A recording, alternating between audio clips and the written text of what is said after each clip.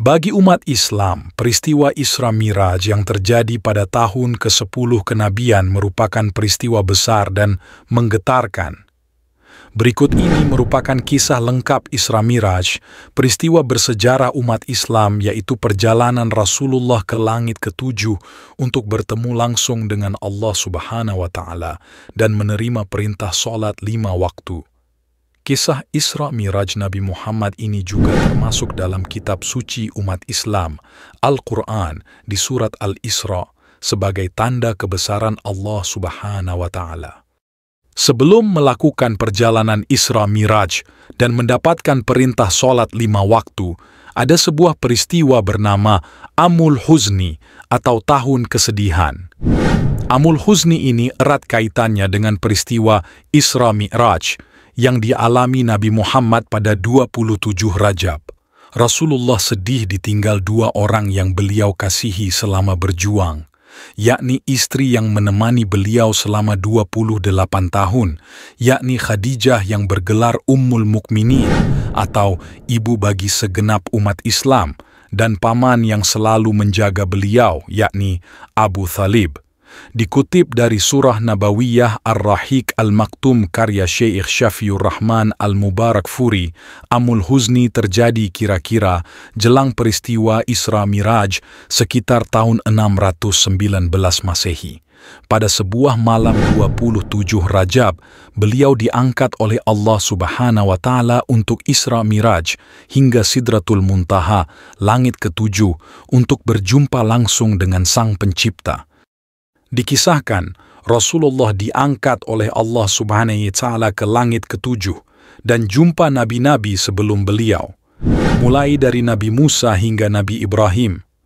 Isra Miraj adalah peristiwa yang disebut mukjizat ketika Nabi Muhammad mengalami perjalanan begitu jauh dan hanya 1 malam. Ketika berjumpa dengan Allah Subhanahu wa Ta'ala, ketika Isra Miraj tersebut mendapatkan perintah salat sebanyak 50 rakaat sekali dalam sehari, beliau pun menerimanya.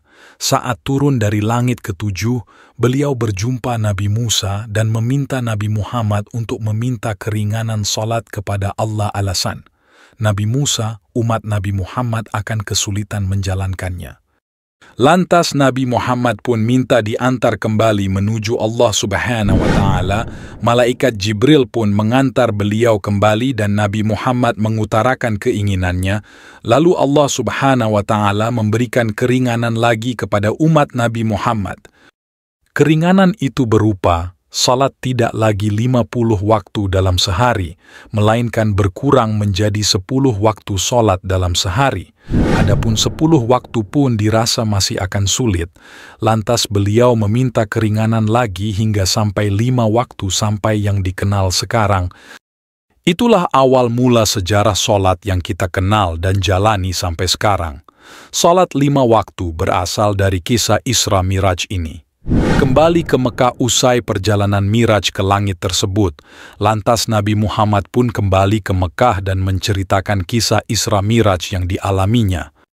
Namun, tentu saja peristiwa ini sulit diterima oleh kebanyakan orang, padahal Nabi Muhammad sudah memberi banyak bukti bahwa ia mengalami peristiwa tersebut. Menurut para ulama, ini sekaligus upaya menguji keimanan dari Muslim yang saat itu memang masih sedikit. Salah satu bukti faktual yang dibawa Nabi untuk buktikan Isra Miraj adalah ketika ia melihat gerombolan musafir yang melakukan perjalanan dan sebentar lagi akan tiba di Mekah. Hal itu pun terbukti, tapi sebagian orang tidak percaya. Sejarah mencatat, Abu Bakar adalah orang pertama menerima Isra Miraj tersebut. Gelar Asy-Syiddiq pun disematkan kepada beliau yang bermakna orang yang teguh hatinya dan jujur.